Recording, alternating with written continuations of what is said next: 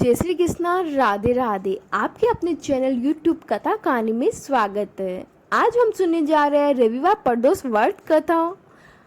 आयु वृद्धि आरोग्यता या चाहूं संतान, शिव पूजन विधिवत करो, दुख हरण भगवान। एक समय सर्व प्राणियों के हित अर्थ परम भगवान भागीरथी के तट पर ऋषि समाज द्वारा विशाल गोष्ठी का आयोजन किया गया। विद्वान ऋषियों की एकता सभा में व्यास जी के परम शिष्य पुनावर्त सूत जी महाराज हरि कीर्तन करते हुए पधारे। सूत जी को देखकर ही सोनक आदि 88,000 ऋषि मुनि ने खड़े होकर दंडवत प्रणाम किया। महाज्ञानी सूत जी ने भक्ति भाव से ऋषियों को हृदय से लगाया तथा आशीर्वाद दिया। विद्वान ऋषिगण और सब शिष्य आसनों पर विराजमान हो गए। मुनिगण विनीत भाव से पूछने लगे कि हे परम दयालु, कलिंग काल में शंकर की भक्ति किस आराधना द्वारा उपलब्ध होगी? हम लोगों को बताने की कृपा कीजिए, क्योंकि कलयुग के सभी प्राणी पाप क्रम में रत रहकर वेद शास्त्रों से विमुख रहेंगे।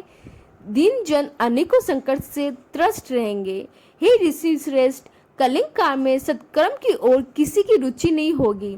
जब पुण्य क्षीण हो जाएगा तो मनुष्य की वृद्धि असत कर्मों की ओर खुद ब खुद प्रेरित होगी, जिससे दुर्विचारी पुरुष वंश सहित समाप्त हो जाएंगे। तो आखिर भूमंडल पर जो मनुष्य ज्ञानी होकर ज्ञान की शिक्षा नहीं देता, उस पर परम पिता परमेश्वर कभी पसंद नहीं होते हैं।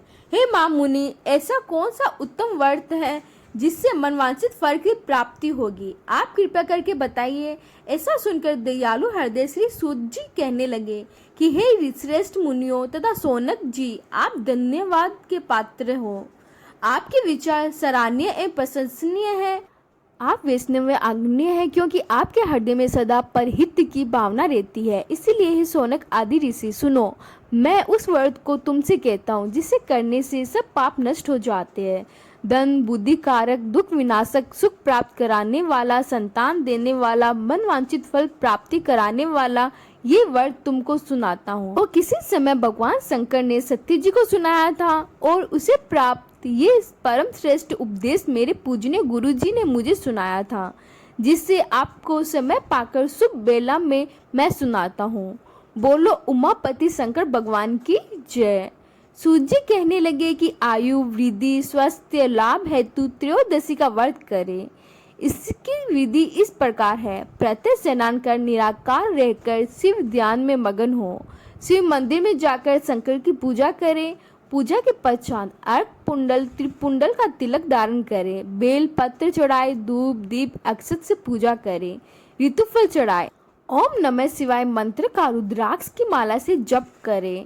ब्राह्मण को भोजन कराकर श्रद्धा अनुसार दक्षिणा दे। तत्पश्चात मौन व्रत धारण करे। व्रती को सत्य भाषण करना परम अवश्य है। हवन आहुति भी देनी चाहिए। मंत्र ओम हीन क्लीन नमः शिवाय स्वाहा से आहुति देनी चाहिए। इससे अभिष्ट फल की प्राप्ति होती है। व्रती पृथ्वी पर शय्या करे, एक बार भोजन करे, इससे सर्व कार्य सिद्ध होते हैं। श्रावण मास में तो इसका विशेष महत्व है।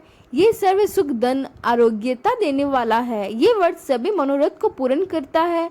हे ऋषिवरों, ये प्रदोष व्रत जो मैंने आपको बताया, किसी समय शंकर जी ने सत्य जी को और वेद व्यास मुनि ने मुझको सुनाया था। सोनक आदि ऋषि बोले, हे पूजनीय वर महामते, आपने ये व्रत परम गोपनीय मंगलप्रद कष्ट निवारण बतलाया है। कृपया ये बताने का कष्ट करें कि ये व्रत किसने किया और क्या फल प्राप्त हुआ। श्री सूत जी बोले, हे विचारवान ज्ञानियों, आप शिव के परम भक्त हैं। आपकी भक्ति देखकर मैं व्रती पुरुषों की कथा कहता हूँ। एक गांव में अति दीन ब्राह्मण निवास करता था। उसकी साध्वी स्त्री प्रदोष व्रत किया करती थी। उसके घर में ही पुत्र रतन था। एक समय की बात है कि वह पुत्र गंगा स्नान करने के लिए गया। दुर्भाग्यवश मार्ग में चोरों ने उसे घेर लिया और वह कहने लगा कि हम तुम्हें मारेंगे, नहीं तो तुम अपना पिता का गुप्त धन बतला दे। बालक दीन भाव से कहने लगा कि हे बंधुओं, हम अत्यंत दुखी दीन हैं, हमारे पास धन कहाँ है। चोर फिर कहने लगे कि तेरे पास पोटली में क्या बांधा है। बालक ने निसंकोच उत्तर दिया कि मेरी माता ने मुझे रोटी बनाकर बांध दी है। दूसरा चोर बोला कि भाई, ये तो अति दीन दुखी हृदय है, इसे छोड़ दीजिए। बालक इतनी बात सुनकर वहां से प्रस्थान करने लगा और एक नगर में पहुंचा। नगर के पास एक बरगद का पेड़ था। बालक थक कर वहां बैठ गया और वृक्ष की छाया में सो गया। उस नगर के सिपाही चोरों की खोज कर रहे थे कि खोज करते करते उस बालक के पास आ गए। सिपाही बालक को भी चोर समझकर राजा के समीप ले गया। राजा ने उसे कारावास की आज्ञा दे दी। इधर बालक की माँ भगवान शंकर जी का प्रदोष व्रत कर रही थी। उसी रात ही राजा को सपना हुआ कि ये बालक चोर नहीं है, प्रातः काल ही छोड़ दो, नहीं तो आपका राज्य वैभव सब शीघ्र ही नष्ट हो जाएगा।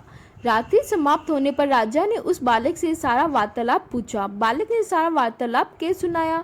वार्तालाप सुनकर राजा ने सिपाही भेजकर बालक के माता पिता को पकड़वा कर बुला लिया। राजा ने उन्हें जब भयभीत देखा तो कहा कि तुम भय मत करो, तुम्हारा बालक निर्दोष है। हम तुम्हारी दरिद्रता को देखकर 5-5 गांव दान में देते हैं। शिव की दया से ब्राह्मण परिवार अब आनंद से रहने लगा। इस प्रकार जो कोई भी व्रत करता है उसे आनंद प्राप्त होता है। बोलो ओम नमः शिवाय। हर हर महादेव। वीडियो पसंद आया तो प्लीज़ लाइक एंड सब्सक्राइब जरूर करें और बेल आइकन पे क्लिक करें कि ऐसे वीडियो आपके पास आते रहें।